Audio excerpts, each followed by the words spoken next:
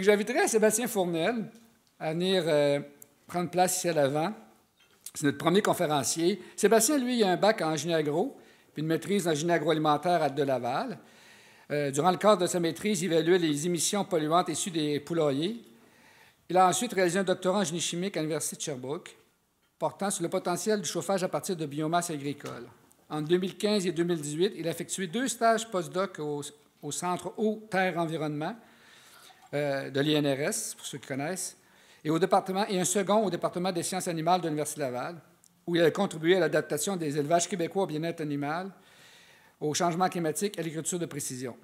En septembre 2018, Sébastien est devenu professeur en infrastructure et équipement agroalimentaire et titulaire de la chaire de leadership en enseignement des bâtiments agricoles durables au département des sols et de génie agro à Laval.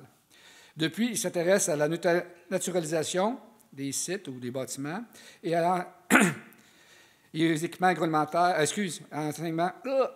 et à la décarbonation des systèmes de production animale. Le titre de sa conférence aujourd'hui, c'est « Comprendre le stress thermique chez le porc ». Je vais laisser Sébastien faire sa conférence. C'est toujours un plaisir de présenter Sébastien. On a travaillé ensemble depuis longtemps. C'est un super candidat à la maîtrise, puis il a fait une belle carrière professeur. On travaille beaucoup ensemble, puis c'est tout un honneur de l'avoir avec moi aujourd'hui. Sébastien.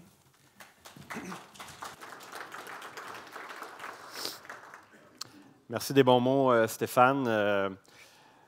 Donc, c'est un honneur aussi d'être ici aujourd'hui, très content. J'ai une grosse charge, donc peut-être vu le programme, j'ai 3 conférences. Donc, le plus gros défi pour moi aujourd'hui, ça va surtout de ne pas me mélanger de conférences devant vous puis me mettre à parler de bovins. Donc, on commence aujourd'hui. On a la première partie donc, sur l'adaptation au changement climatique. Donc, pour être capable de s'adapter, il faut d'abord et avant tout être capable de comprendre le stress thermique et d'être capable de l'évaluer. Puis je trouve ça drôle parce que dans la salle, il y a mes anciens étudiants. Donc, peut-être que vous allez retrouver du vieux matériel que vous avez vu dans mes différents cours. Puis, comme je donne 3 conférences, ça ne vous tente pas d'en donner une? Fred? Non? Donc, on part là-dessus. Donc, le porc dans les porcheries va être évidemment soumis à différentes conditions environnementales. Donc, il va être très dépendant de différentes propriétés que vous avez à l'écran, température, humidité, vitesse, radiation, concentration de gaz, lumière, bruit, etc. Donc, tous ces éléments-là vont avoir une certaine influence sur lui. Mais aujourd'hui, dans cette conférence, on va surtout s'arrêter aux 4 premières, donc qui vont vraiment avoir un impact sur l'environnement thermique, donc qui ont potentiellement le plus d'impact sur la productivité de l'animal. Donc, c'est vraiment ces 4-là qui vont venir jouer. Puis, c'est la même chose pour l'humain. Lorsque vous regardez votre bulletin météo, qu'est-ce que vous regardez en été lorsqu'on est dans une situation de canicule? Vous allez parler de température, de facteur humidex. Si on est en hiver, on va aussi parler de la vitesse de l'air, donc le facteur de refroidissement aérien. Donc, c'est la même chose pour l'animal. Ces éléments-là sont super importants. Puis la radiation, donc on en a parlé un peu tout à l'heure avec la conférencière, chandail blanc, chandail noir. Donc, c'est un peu la même chose. Donc, ces paramètres-là sont super importants à avoir en tête lorsqu'on évalue le stress thermique chez l'animal. Avant de débuter dans le vif du sujet, c'est important aussi de comprendre des concepts thermiques clés, notamment l'homéothermie. Donc, l'humain, comme le porc, ce sont des êtres homéothermes, c'est-à-dire qu'ils vont tenter de maintenir constante leur température corporelle, malgré le fait que les températures ou les conditions ambiantes vont être changeantes et variables. Puis comment ils vont y arriver? C'est en se basant beaucoup sur le principe d'homéostasie.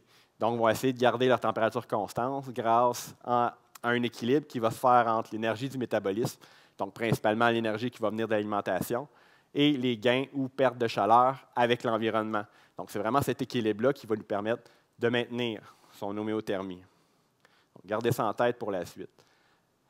Donc, si on prend, par exemple, l'énergie qui provient de l'alimentation, qui est ingérée par l'animal, au départ, il y en a quand même une grande partie qui va être perdue via la digestion, donc soit dans les fesses, soit dans l'urine.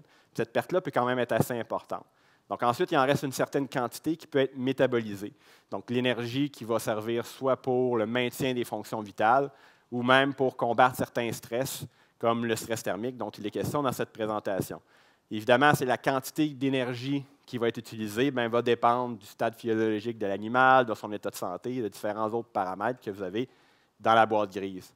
Et si on est chanceux et qu'on a fait un bon travail au niveau de la gestion, il va en rester ensuite pour la production, donc d'avoir de l'énergie au niveau du lait pour les porcelets, pour la croissance des fœtus, pour la production de viande. Donc, c'est ce qu'on veut pour maximiser notre rendement. Au niveau de l'énergie, s'il en reste un peu, peut-être que le porc va vouloir en garder certaines réserves. Et tout l'excédent, ultimement, ce qu'on veut, c'est d'être capable de le dissiper. Parce que sinon, justement, on tombe dans une situation de stress thermique. Et donc, il y a beaucoup plus de parties d'énergie qui vont être utilisées dans la partie grise. Donc, comment cette dissipation d'énergie-là se produit au niveau des échanges avec l'environnement? On va reposer principalement sur 4 grands mécanismes de transfert de chaleur. Le premier, la conduction, donc qui est un échange direct, donc entre le contact de la peau de l'animal et une surface, par exemple un plancher de béton. Donc, vous avez probablement déjà vu des animaux, des porcs qui vont, lorsqu'ils ont chaud, se coller sur les murets de béton, donc qui sont relativement frais, donc pour essayer d'évacuer le maximum de chaleur. Deuxième mécanisme, la convection, donc qui est un échange direct entre la peau de l'animal, mais cette fois avec un fluide environnant, c'est-à-dire avec l'air. Cette convection-là peut être naturelle ou forcée. Donc, si l'animal se met directement le museau directement dans le courant d'air provenant de ventilateur, on va appeler ça de la convection forcée. Autre mécanisme, la radiation. Donc là, ce n'est pas un échange qui est direct, mais qui est plutôt indirect. Donc, il va se faire entre l'animal, donc la peau de l'animal qui est à une certaine température, et les surfaces avoisinantes. L'échange va se faire par des ondes électromagnétiques. Donc, il n'y a pas de contact, mais si vous avez une différente température entre votre corps, donc même moi en ce moment, je suis à 37 degrés, la table est peut-être à température pièce 20 degrés, il y a un échange d'ondes électromagnétiques qui se fait entre nous, beaucoup plus minime que ce qui se ferait avec le Soleil, mais vous voyez, c'est une autre échelle. Donc, c'est ces mécanismes-là qu'on doit tenir compte. Et ce qui est super important dans ces différents mécanismes-là à comprendre, c'est les équations que vous avez sans expliquer dans le détail chacun des paramètres. Ce qui est important, c'est ce qui est mis en noir. Donc, la différence de température entre l'animal et l'objet ou l'air. Donc, plus ce gradient-là est important, plus le transfert thermique va l'être. Et moins le gradient va être petit. Donc, dans le cas d'un stress thermique où on est dans une canicule où il fait très chaud, ce gradient-là doit être très petit. Donc, l'échange va être beaucoup minimisé. Donc, on va parler dans ces trois cas-là de conduction, radiation, convection, d'échange de chaleur sensible, parce que justement, ça se fait avec un gradient de température. Et celui que je n'ai pas mentionné encore, c'est l'évaporation. Donc là, plutôt que d'avoir un échange en fonction d'un gradient de température, c'est beaucoup plus au niveau du changement de phase de l'eau. Donc l'eau qui passe de l'état liquide à l'état gazeux. Donc on parle principalement soit de la transpiration ou du halètement, donc l'eau qui est dans la bouche lors de la respiration. Donc si le porc se met à halter, à respirer vraiment rapidement, donc c'est pour évaporer le plus possible l'eau à l'intérieur de sa bouche ou de ses poumons. Et donc, ultimement, on va perdre de la chaleur. Donc, l'eau, pour pouvoir s'évaporer, va utiliser la chaleur de l'animal pour être capable de passer l'état gazeux. Et ce que vous avez en noir, le delta PW, qui fait référence à la pression de vapeur, qui, lui, est un indicateur du taux d'humidité dans l'air. Donc, évidemment, plus le milieu est humide, moins l'animal a de la capacité de pouvoir évaporer de l'eau et perdre de la chaleur. Donc, c'est la même chose quand on est en été et qu'on dit « Oh, c'est humide, c'est pesant ». C'est exactement pour cette raison-là, parce qu'on vient de diminuer notre capacité à pouvoir évacuer de la chaleur latente par cette évaporation de l'eau-là. Donc, maintenant qu'on connaît bien ces mécanismes-là, ce qu'on veut avec nos animaux, c'est de pouvoir les conserver dans ce qu'on appelle la zone de thermoneutralité thermique ou zone de thermoneutralité tout simplement. Donc, on veut vraiment les garder dans la zone de confort, qui est la zone en verte au centre, où c'est à ce moment-là que, comme vous voyez à la première ligne, l'animal est en mesure de maintenir sa température corporelle constante, malgré des conditions qui peuvent être relativement changeantes, tout simplement parce que c'est là qu'il y a le moins d'efforts à fournir pour être capable de maintenir cette température-là, puisque son métabolisme et ses pertes de chaleur sont généralement constantes et relativement faibles. Donc, c'est facile de maintenir notre température à ce niveau-là. Donc, on a un animal confortable, on est content. Par contre, qu'est-ce qui arrive s'il se met à faire plus froid? Donc, les conditions se rafraîchissent. Et donc, à ce moment-là, le pointeur, c'est une petite boîte. Oups, c'est quel bouton, le pointeur? OK. Donc, je vais aller de ce côté-là. As-tu apparu? Parfait. Donc, s'il se met à faire plus froid, donc c'est ce qu'on se dirige vers la gauche sur l'axe des X au niveau des conditions.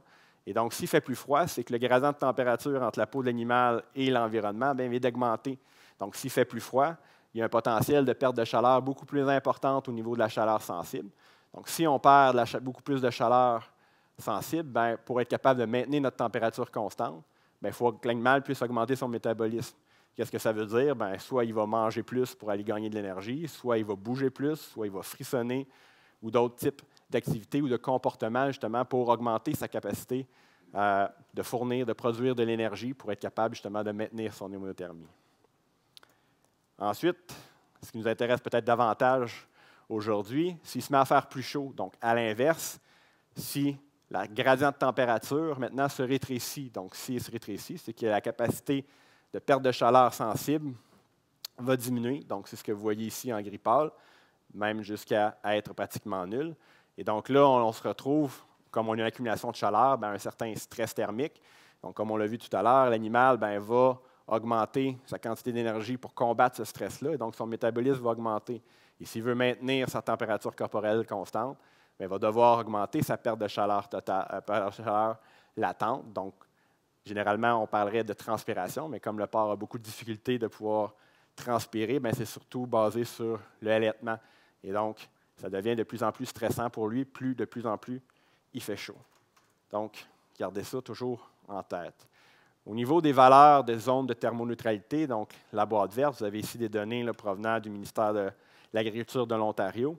Donc, c'est assez variable d'un animal à l'autre, mais si on prend, par exemple, les animaux plus adultes, disons, un porc pourrait être relativement confortable entre 15 et 25 degrés, et vous avez les limites inférieures et supérieures. Mais ce qui est important de comprendre ici, c'est que ces données-là bien, sont assez fixes pour des conditions d'humidité, de vitesse d'air, de conditions de logement relativement stables. Donc, évidemment, si vous avez chez vous des différences, donc si c'est plus chaud, plus humide ou un autre type de bâtiment, bien, probablement que cette boîte-là peut bouger. Donc, très faire attention avec ces valeurs cibles-là qui peuvent aussi être très dépendantes des conditions d'élevage. Et donc, ces éléments-là, ces boîtes-là, en fait, sont très statiques. Donc, de plus en plus, dans le cours des années, les chercheurs ont essayé de développer des méthodes un peu plus dynamiques pour essayer d'évaluer le stress thermique. Là, je vous donne quelques exemples d'indicateurs de confort thermique qui ont eu lieu depuis de nombreuses années. Dans les années 60, il y avait qui a été développé, le Wet and Dryable Temperature Index, qui dépend de ce que vous avez en rouge. Donc, température, TDB, c'est température au bulbe sec, donc un thermomètre normal, et TWB, c'est une température au bulbe humide, donc un thermomètre dans lequel il y a un chiffon mouillé. Donc, c'est une ancienne méthode pour mesurer l'humidité dans l'air. Et cet indicateur-là, c'est un peu l'équivalent de notre facteur humidex que vous voyez au bulletin météo, mais cette fois appliqué au porc. Et donc, selon l'indicateur que ça vous donne, bien, vous avez ensuite la charte pour vous dire bien, quel type de stress thermique votre animal subit. Par contre, avec le temps, bien, les gens se sont dit que température, humidité, c'est une chose, mais il y a aussi le facteur de refroidissement éolien qui est important à considérer pour connaître vraiment ce que l'animal ressent en tout temps. Dans les dernières années, à l'Université d'Iowa, un collègue a développé le House Swine Heat Stress Index. Donc, vous avez sur l'axe des X la température, vous avez le type de ligne pleine ou pointillée qui représente l'humidité relative, et vous avez la couleur qui représente la vitesse de l'air en mètres par seconde. Et donc, on remet ensuite cet indice-là, HS2I, sur une échelle de 0 à 10. Si vous êtes en bas de 3, vous êtes dans la zone confortable. Donc, ça donne une idée de comment évaluer ce stress-là. Donc, ça, c'est sous forme graphique, mais il y a aussi des chercheurs danois qui ont développé le même type d'indicateur, l'effective temperature, qui va dépendre de la température, de l'humidité relative et de la vitesse de l'air, mais cette fois sous forme d'équation. Donc, équation qui a été développée là, beaucoup en fonction, justement, vous le voyez dans le graphique, là, en fonction de la hausse de température du corps. Donc, il corrèle, en gros guillemets, les conditions environnementales avec la hausse de la température corporelle, puis ils sont capables de développer ce type d'équation-là. Donc, il donne un autre type d'indicateur, comment évaluer ce stress thermique-là.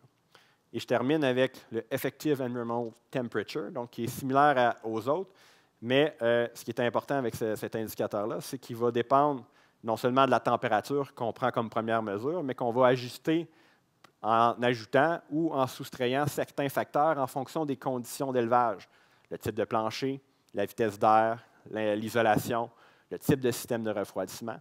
Donc, il nous permet de prendre vraiment en compte l'ensemble des conditions environnementales et également des conditions de logement. Et un peu comme ce qu'on a vu précédemment avec la chaise 2i. On a ensuite un graphique qui nous permet de savoir en quelle zone on se situe au niveau du confort thermique de l'animal. Donc, très théorique. Prenons par exemple un exemple maintenant pour essayer de bien illustrer comment tout intégrer les concepts théoriques que je vous ai présentés.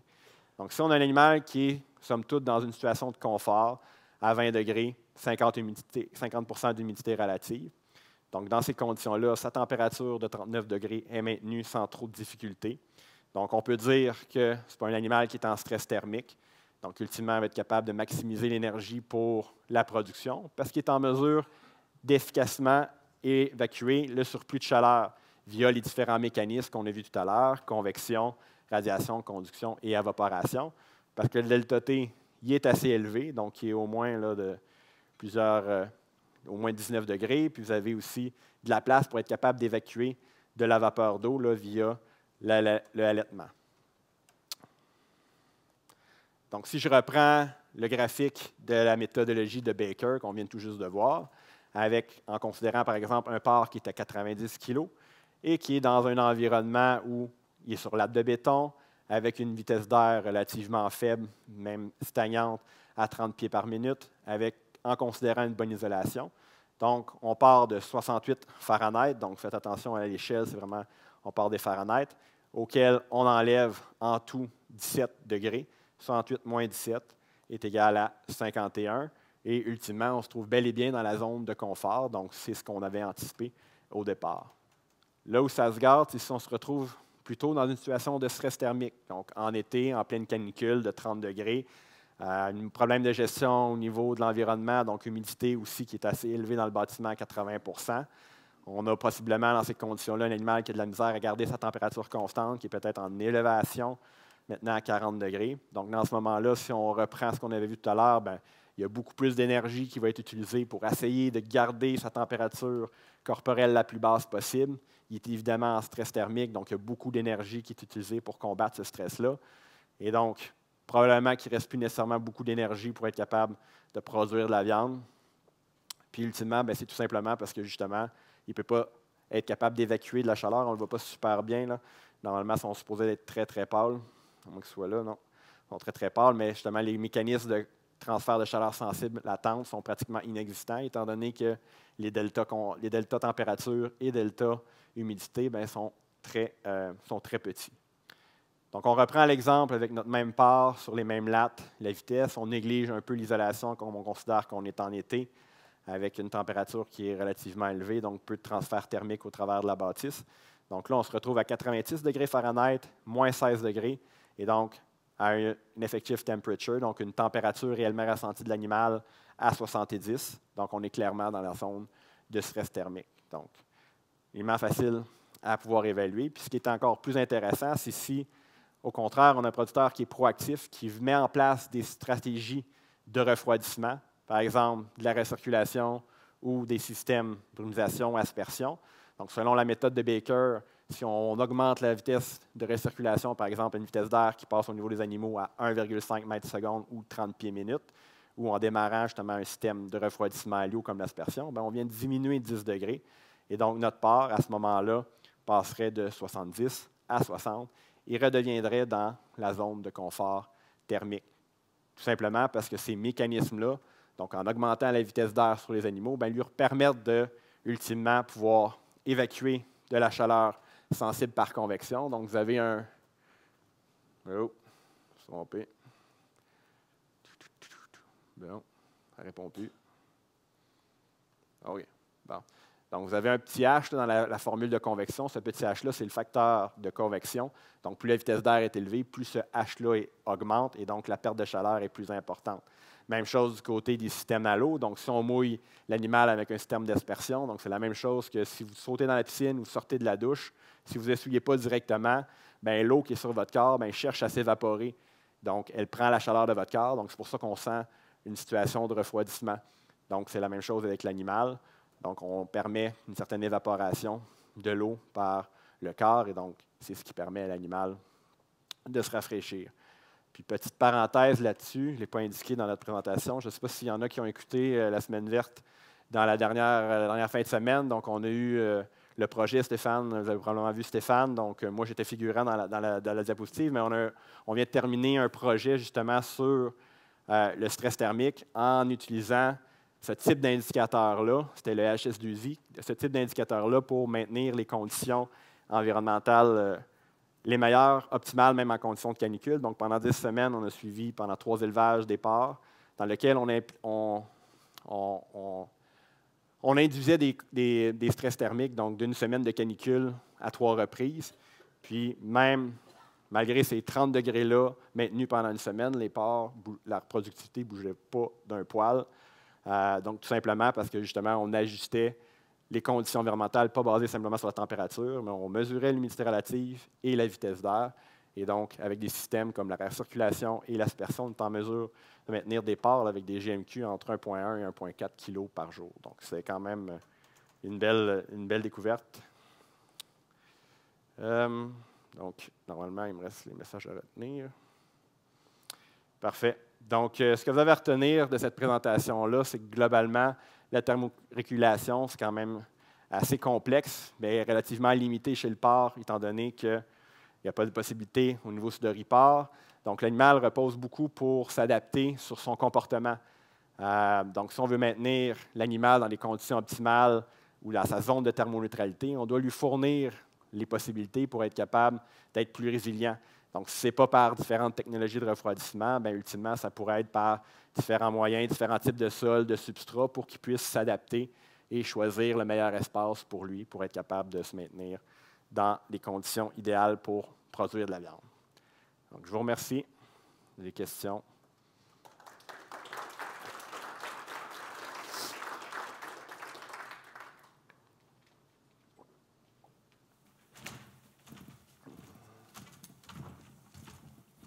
On aura le temps pour une ou deux questions pas trop longues. Bien, la question peut être longue, mais la réponse va être courte.